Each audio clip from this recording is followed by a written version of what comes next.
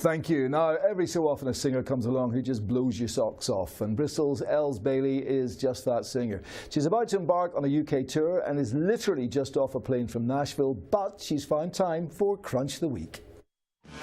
Stumbling round in the dark, we got blinded by a spark, enough to scorch a cold heart.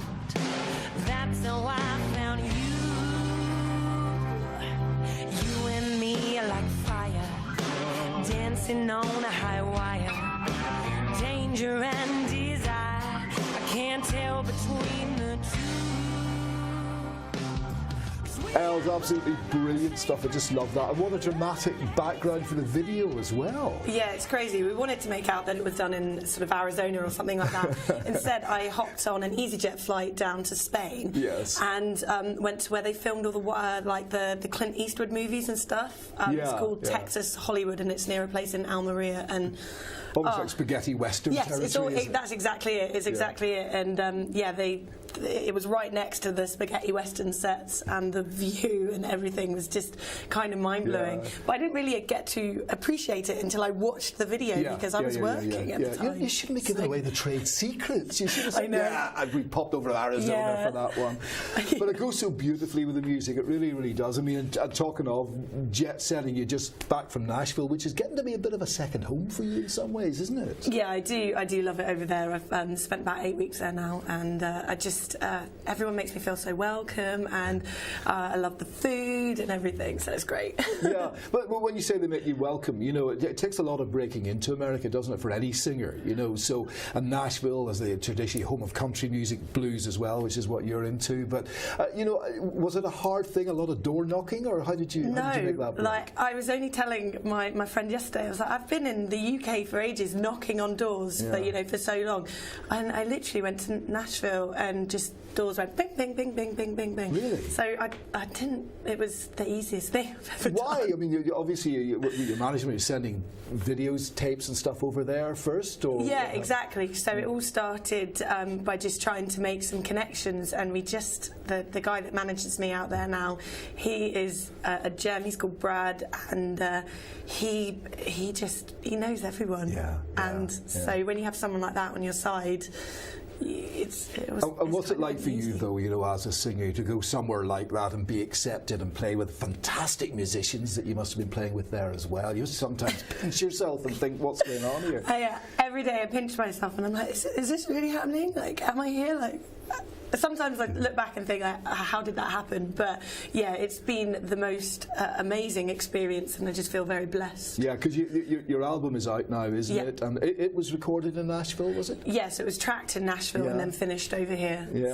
And so what a year this is turning out to be. Is this? Do you feel now then, Elles, that there comes a point somewhere in the career where it just begins to click into place, and you think, actually, I've worked hard all my life, but now I'm starting to see where I'm going? Yeah, totally right. Exactly that. I've worked so long and so hard at this, and I just look back at the last year, because I tracked it in last September, and I was just like, oh yeah, actually it's started to come together, and has just been amazing. How much of a perfectionist are you, though, because you write the stuff as well as perform it, don't you, and sing it? I mean, do you play it? Is it ever finished?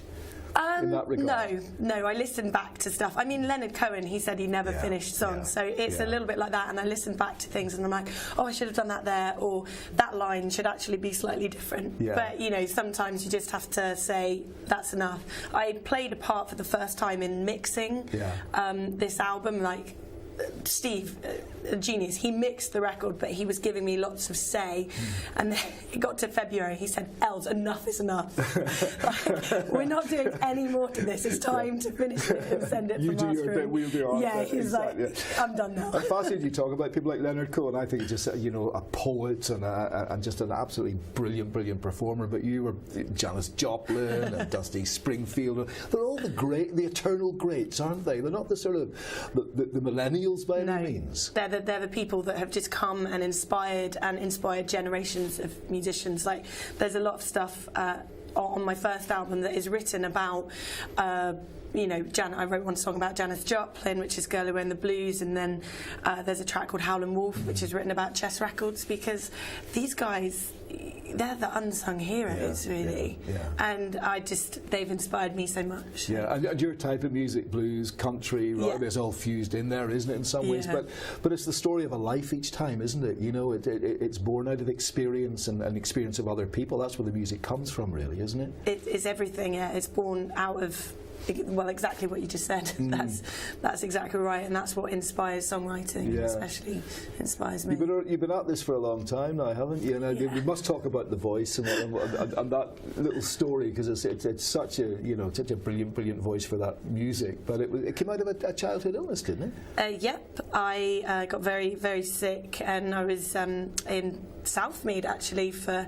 I was in a coma for 17 days, and they what's called intubated me, put a tube down my throat, and when I came out, obviously I was very unwell, but when I started to get better and started to talk again, this is what my voice sounded like. It was actually a lot worse than this. It's got better as the years have gone on, and my parents took me to a voice specialist who sort of checked me out, sort of said, we'll monitor her, but there's nothing seriously wrong. But if she's ever a singer, she'll be great at singing the blues. And my parents were a bit like, sorry, our daughter's almost just died, and you're now telling us that she's going to be a good blues singer. Do you know what? That wasn't a bad prediction either, was it? It really wasn't. So toddler goes into hospital, comes out a blues singer. Listen, you're starting the tour, next week, aren't you? And I think the 7th of October you're going to be at Christchurch in Bristol. Yeah, that's right. So, I officially start the tour today, and it's I've got Ledbury, Rock and Roll Centre of the Universe, and then I'm playing Manchester, London, Portsmouth, Newbury, and then into Bristol. Brilliant. You love all the live stuff. Yeah, I love it. All right. What if let's hear a bit more of your music, and just say thanks very much indeed. Fascinating to meet you, and good luck with the tour and this year as well. It's a big one for you. Thank you very much.